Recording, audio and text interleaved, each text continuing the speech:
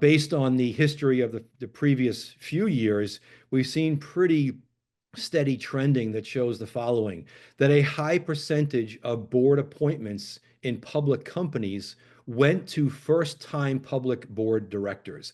Now, this is a big change from decades ago where we saw pre-existing public company directors. We used to call it director laundering, where just because they served on previous public company boards, they were just being laundered around to other boards and serving in this endless loop. That is no longer the case. I'm going to talk a little bit today about why that is and how you can infuse yourself into this trending to really play as much as possible in this realm for these, if you're looking to land your first board role. And also, I want to show existing or experienced directors how they can keep their edge to be landing what we would consider to be modern day board type roles. Now, some of the additional trending I see firsthand, I work with boards around the globe. This is not just a US based trend, we're seeing this globally. But we're also seeing this other standalone area, I'll call it, or maybe a carve out from this trending, where there's also high trending opportunities with areas that boards are looking for.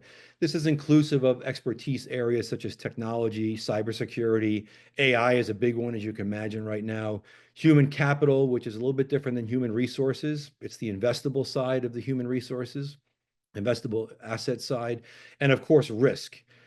These are areas you really want to try to be focused on to give yourself a leg up above and beyond what your day-to-day expertise is if you're not in these industry or these focus areas.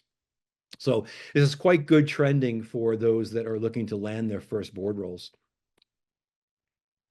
Now, who are these boards looking for even more deeply? And this is kind of an exciting trend we've been monitoring and researching over the years. We've seen this for about the last 12 to 15 years. And let me touch high level on a few of these. So designing a board with mixed industry makeup. I tell you, in the research I've been doing on quite probably 2 decades now, and my book is on this premise also. Modern day boards are looking to have no more than 25% of the makeup of the directors from the industry in which that company serves.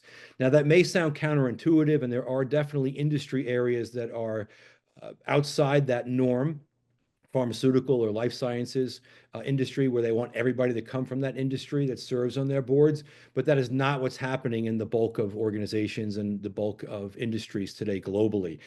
Boards are understanding now that a mixed industry makeup can bring best tools and best practices from other industries into theirs.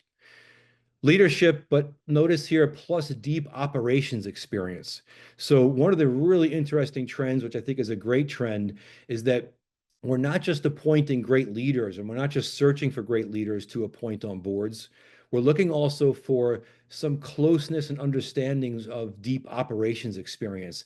And we say this because some of the so-called best directors can come up with great strategies, but they're not able to be right-sized for those particular environments in which they're serving for those companies. So we look for current operations experience to really show that any type of strategies they propose or they question or they guide the CEO in an organization, we want to make sure those will be able to be right-sized for that organization.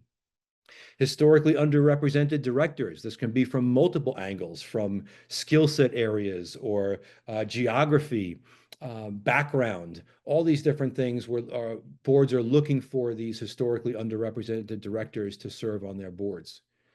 One I'm going to spend a little bit more time on today in our discussion in just a moment is this deep strategy knowledge plus governance.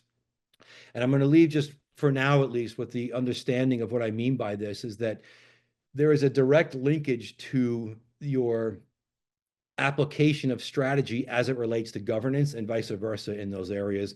I'll share with you some of the questions I ask in my board candidate interviews to see if the person that's sitting in front of me really knows what they're talking about, and I'll show you how that gives me insights in how they're going to operate as a director.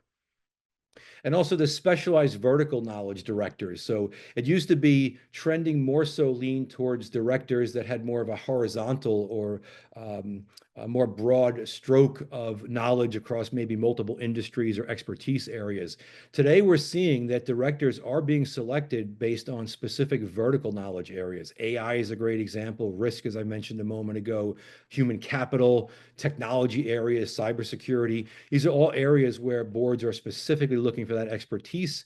And if you're able to package yourself in a way that shows you have that expertise plus the depth to serve in other areas of importance on the board, you can really set yourself apart. So this is kind of the overview of what we're seeing right now for the trending of who boards are looking for.